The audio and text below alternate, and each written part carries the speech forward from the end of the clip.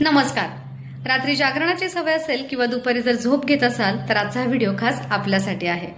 बऱ्याच असं होतं की कारणाशिवाय सुद्धा रात्री उशिरा झोपल्या जातं.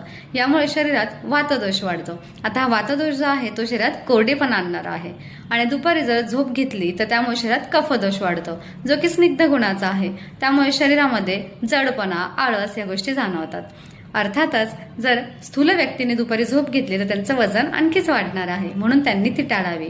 आणि कृश व्यक्तीने जर जागरण केलं तर त्यामुळे त्यांचं वजन आणखी कमी होणार आहे, म्हणून त्यांनी रात्रीचं जागरण टाळावं. मग अशा वेळी काय करावं? तर अशा वेळी खुर्चीत बसून तुम्ही डुलकी म्हणजे नॅप घेऊ शकता, जेणेकरून तुम्हाला विश्रांती सुद्धा मिळणार आहे. तर यावरती करायला काय हवं? तर सगळ्यात सोपी गोष्ट म्हणजे जितके तास तुमचं जागरण होत असेल त्याच्या निम्मा वेळ, निम्मे तास म्हणजे जर 3 तास जागरण होत असेल तर 1.5 तास तुम्ही दुसऱ्या दिवशी जेवणाच्या आधी झोप घेऊ शकता, जेणेकरून तुमचे हे जे वाढलेले वातपित्त आहेत हे बॅलन्स व्हायला मदत होईल. आणि जेवणानंतर झोपू नये, जेणेकरून कफदोष वाढणार नाही.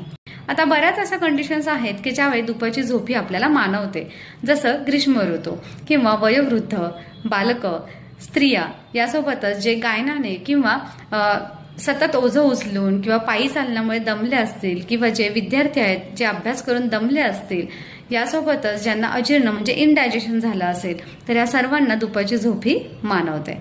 आता बऱ्याचदा असं होतं की अकाली दिवसा कधीही झोप घेतला जाते, त्यामुळे अर्ध डोकं दुखतं किंवा अंग दुखतं, यासोबतच सर्दी जाणवते, तोंडाला चव जाणवत नाही, भूक जाते, आणि यासोबतच सगळ्यात महत्वाचं म्हणजे अंगावरती गांधी उठणं, अर्टिकेरिया, खाज येणं, या गोष्टीसोबतच स्मृतीनाश म्हणजेच मेमरी सुद्धा कमी होते.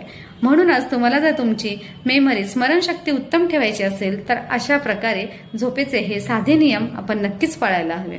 आजचा रील कसा वाटला हे कॉमेंट करून नक्की कळवा, आणि चॅनलला जर सबस्क्राईब केलं नसेल तर नक्की करा.